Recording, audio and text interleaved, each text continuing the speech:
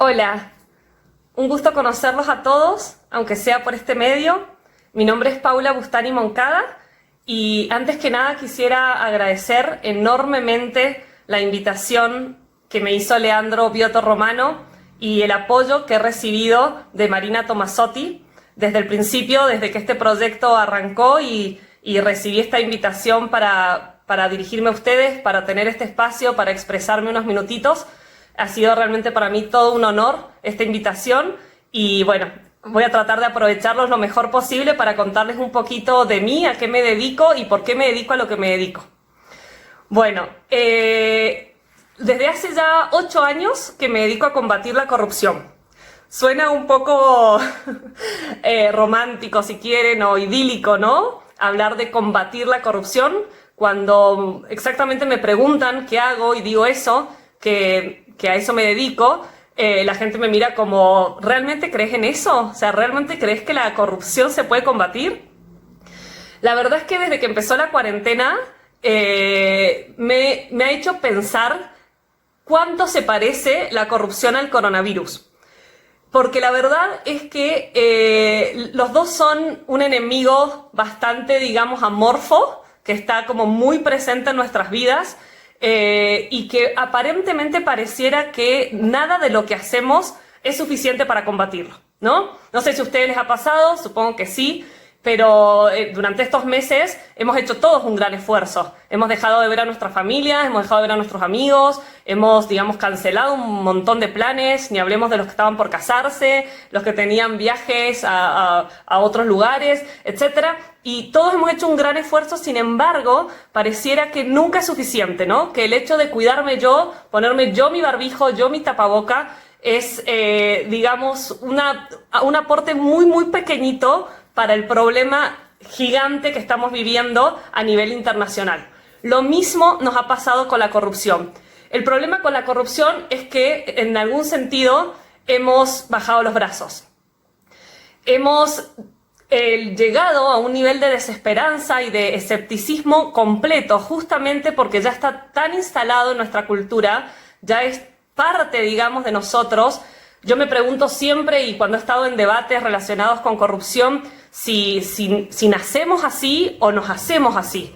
Me pongo a pensar en la famosa frase de Ortega y Gasset cuando dice el hombre y sus circunstancias, y pienso en el contexto, en cuánto el contexto nos ha influido, en por qué hay otras sociedades que son menos corruptas, y por qué nuestros países se han caracterizado y han llegado ya a un descreimiento total de que nada de lo que hagan va a ser suficiente, porque justamente el de al lado sigue siendo corrupto. Entonces, por más de que yo haga las cosas bien, por más de que yo haga lo que me toca hacer, que también esa es una forma de combatir la corrupción, y lo haga correctamente y lo haga desde la integridad, como el de al lado igualmente no lo va a hacer, pues realmente no es tan relevante el aporte que yo pueda hacer.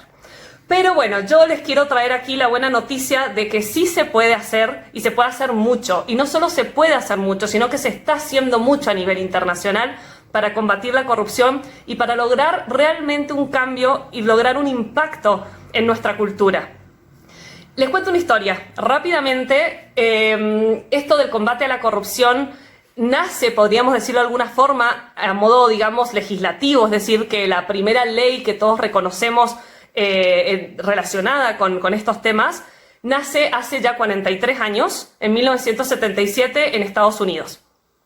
Resulta que los americanos empezaron a preocuparse muchísimo por aquellas empresas que salían de Estados Unidos a otros países, es decir, que hacían negocios en otros países, y se empezaron a dar cuenta que, como los funcionarios públicos extranjeros eran, digamos, fácilmente corrompibles y era fácil el acceso a ciertos negocios, ya sea conseguir o a retener un negocio a través del soborno, es que empezaron a pensar, algo tenemos que hacer. Entonces dictan una ley que se llama FCPA por sus siglas en inglés.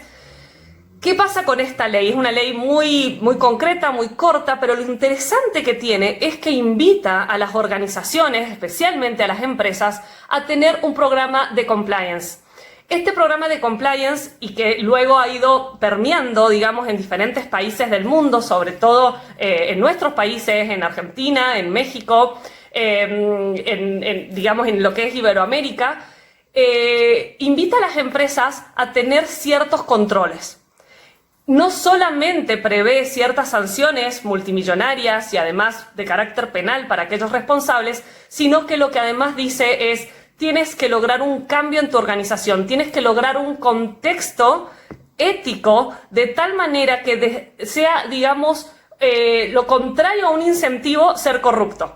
Es decir, que realmente sea para los colaboradores un compromiso, que realmente se pongan la camiseta de la organización y digan: yo realmente quiero trabajar en una empresa que sea ética y que digamos, trabaje y que haga los negocios que tenga que hacer y, por supuesto, se dedique a lo que tenga que hacer en el sector en el que esté, pero combatiendo a la corrupción. ¿Por qué las empresas? Porque al fin y al cabo las empresas son las que más acceso tienen, digamos, o las que más necesidad tienen de acceder, digamos, a permisos, a licencias, a contratos, a licitaciones, etcétera, etcétera. La buena noticia es que esto de lo que empiezan a hablar los americanos, como les decía, el compliance, como entendido como un conjunto de herramientas de tipo documentales, digamos, es un sistema realmente de prevención de riesgos de este tipo. Como les contaba, empieza a permear en los otros países y cada país empieza a dictar leyes similares.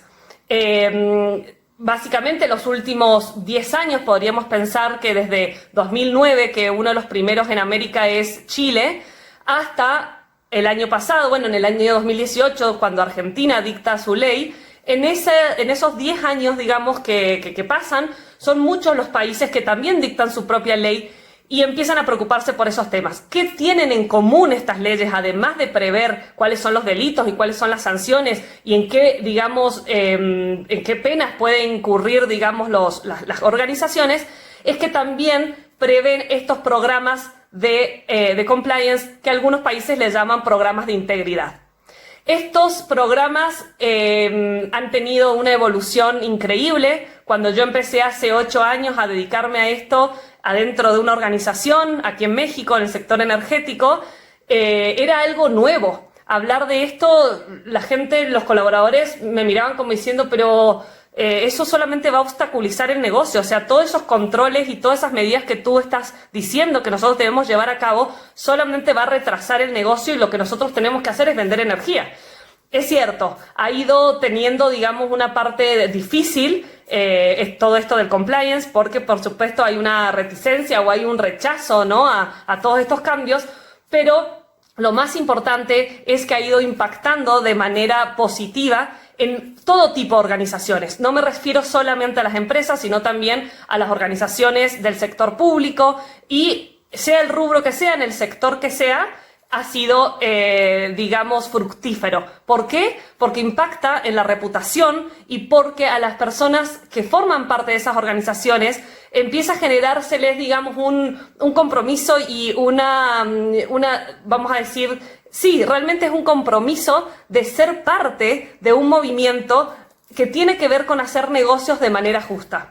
Entonces, bueno, un poquito en honor a la brevedad del tiempo, era eso, contarles eso, que lamentablemente para el coronavirus todavía no hemos encontrado una vacuna, pero por suerte para la corrupción sí, y esta es. Y es trabajar todos en equipo e ir logrando que ciertas empresas, ciertas organizaciones que no se adapten a estos controles, que no se adapten a estas herramientas y a estos recursos, que a quien le interese más el tema, podemos por supuesto después tener alguna otra sesión para que les explique un poco cómo fue, digamos, que se fue como armando todo, porque vamos a decir que por un lado está la parte, digamos, documental y todo lo que yo le digo a los colaboradores que tienen que hacer, pero luego lo interesante es todas las herramientas que yo pongo a disposición de los colaboradores. Por ejemplo, las famosas líneas de denuncia, las líneas de reporte, donde le pido a los colaboradores que sean mis aliados y me reporten cuando ven que hay una persona haciendo un acto de corrupción o que hay algún tipo de conflicto de interés que pudiera llevarnos a la corrupción, etcétera, etcétera. Entonces, un poco contarles esto, contarles que es una buena noticia.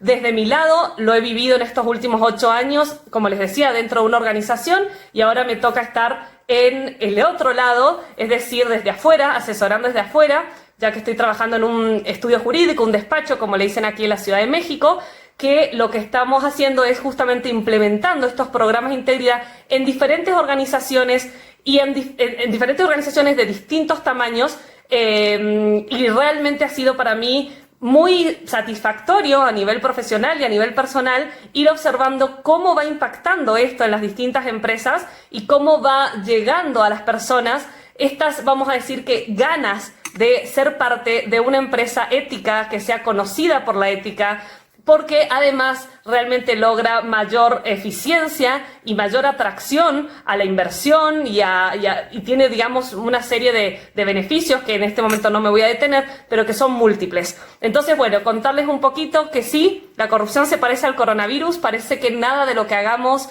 va a ser suficiente. Sin embargo, sí les cuento que tenemos la vacuna, tenemos las ganas, se está haciendo a nivel internacional. Y bueno, los invito a sumarse, los invito a que este tema los conmueva, igual que me ha conmovido a mí, los emocione. Y bueno, les agradezco muchísimo por estos 10 minutos, por estos momentos que me han permitido compartir con ustedes y seguimos en contacto.